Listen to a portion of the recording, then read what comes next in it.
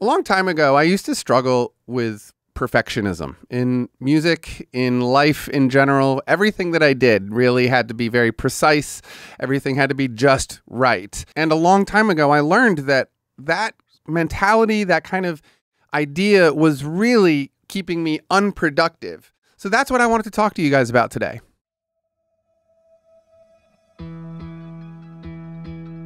About 20 years ago, I was living out in Santa Fe, New Mexico. I had a great little studio out there. And one of the very first bands that I got to record a full album for was called 100 Year Flood. It's a great band, was a great band. They don't play anymore. But one of the things that I learned from that process, and of course, having had that studio for a while, recording my own music for a long time, I remember there was a song, I can't remember the name of it, but we were working on a song. And when we were listening back to it, I was like, okay, that's a great take. That all sounds really good. And at some point, I heard like a pick hit the top of the guitar. And of course, this is pre-GarageBand, pre-digital editing and all that stuff. So I just remember being like, oh no, that performance was so good, but you hit the guitar with the pick, so we're going to have to punch in there and get rid of that sound. And the artist, Bill Palmer, he was like, no, we don't. Why would we want to do that? And so he and I sort of went back and forth, like, why wouldn't you want to do that? And he was sort of from the world of like, that's just what happened during the recording, and that's the organic sound that I like, And that was the very first time I had ever worked with anybody who really didn't care if everything was absolutely precise and perfect in the studio. So I know a lot of you guys probably suffer from this, and I wanted to talk about it because it's something that I've gotten over, and doing my Music Monday projects has made me get over it even more and to a greater degree. I let a lot of stuff slide in those recordings that I wouldn't have even 2 years ago or a year ago even. I've only been doing that since August. So and that's something that I think you guys should maybe try to adjust in the way that you think about your own recordings. I know it's really easy to go down that guitar solo hole that it is.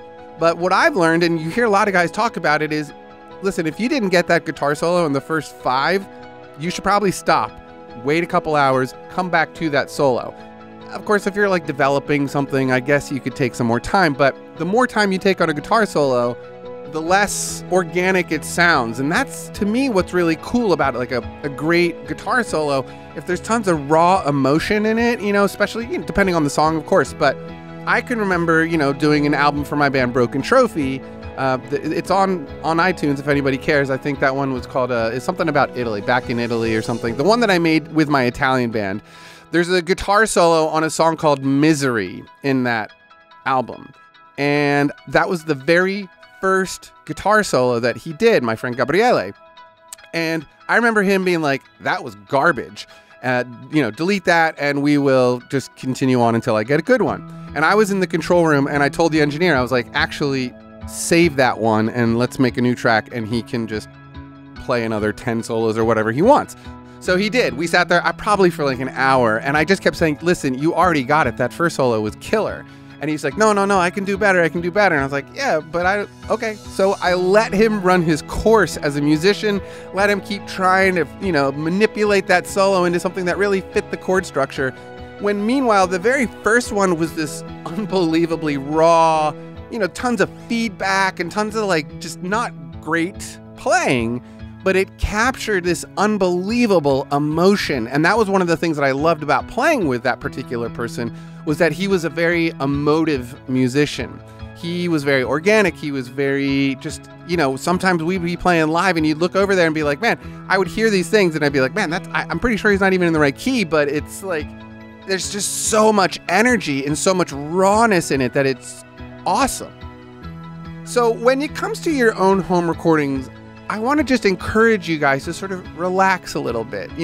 If there's one little note here or there or one little strum or, it doesn't always all have to be perfect. And I think taking that idea could help you guys maybe start producing more music. I know, I see comments on my channel all the time. People are like, I don't know how you do it. I don't know, I don't have the time or the dedication or the willpower or the drive or whatever. Everybody's got their own excuses. But I think one of the main obstacles that all of us, as artists, as engineers, just musicians in general, is this overall need to be as good as the next guy, when you should just be as good as you.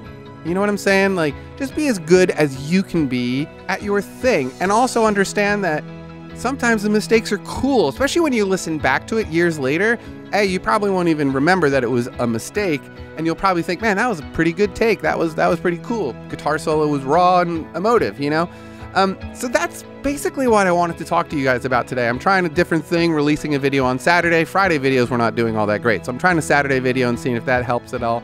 But I also wanted to do something like this, where it was just sort of advice from an older musician. You know, I'm 43, turning 44 next month, and I've learned a lot from doing this music thing, engineering thing, YouTube thing, and getting rid of my perfectionism in general has been really beneficial to me to get my art out, to get my music out, to get it online so you guys can enjoy it, so I can enjoy it, so I can create, so I can get to a different place. Like, you guys know, if you're watching the Monday music videos, I'm in a sort of quote-unquote experimental phase of my songwriting, which I've never, ever been in my life. But it was the sheer volume of material that I was putting out that I still continue to put out every Monday.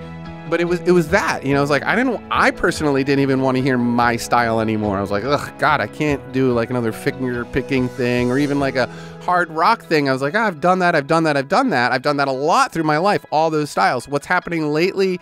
And it was definitely that song, Let's All Drive, where I just went full left field for me. You know, I'd never created a song that sounded like that. And I just took a shot at it, and everybody's like, that's the best song you've ever written.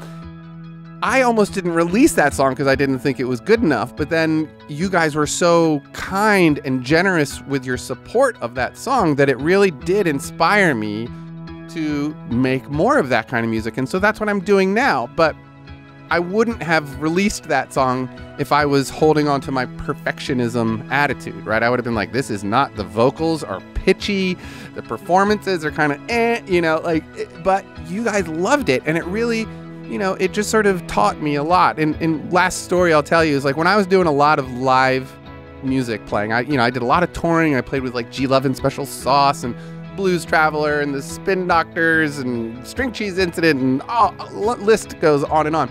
Actually, that little mandolin back there, that's my custom-built mandolin. That's the instrument I was playing back then.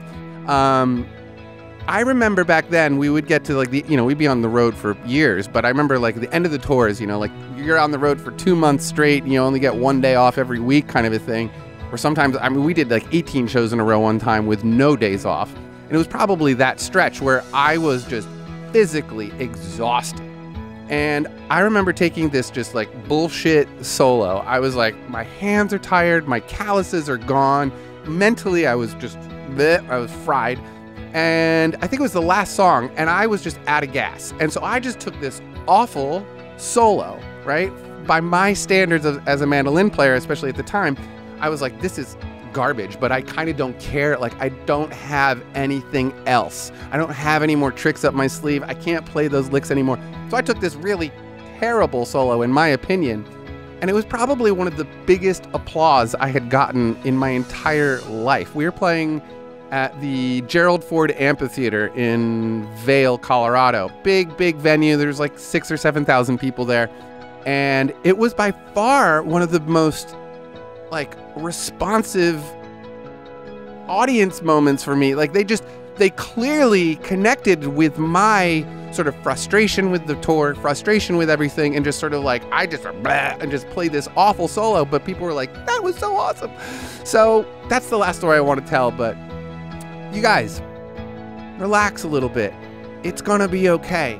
Just get the music out. Just get it out. Write those songs. Record those songs. Just get it out. If you're a struggling songwriter who's not putting out enough material for your own particular taste, you know, just get over yourself. Put it out there. Get it out there. Finish the songs. Move on to the next one. Just keep going. Keep going. Keep going. Keep going. And getting rid of your perfectionism is going to help. So that's about it. A little bit of anecdotal information for you. But I hope that you guys take some of what I'm trying to talk about today and run with it, because I think it can help. So that's basically it. You guys have an awesome weekend. I thoroughly always really appreciate that you guys watch these videos. It really does mean a lot to me as a creator and as your friend online who, you know, comes into your world 3 times a week. So I really do appreciate it. So you guys have a great weekend.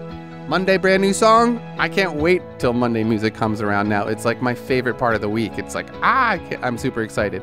So anyway, I will sing at you on Monday, and otherwise have a great day. Peace.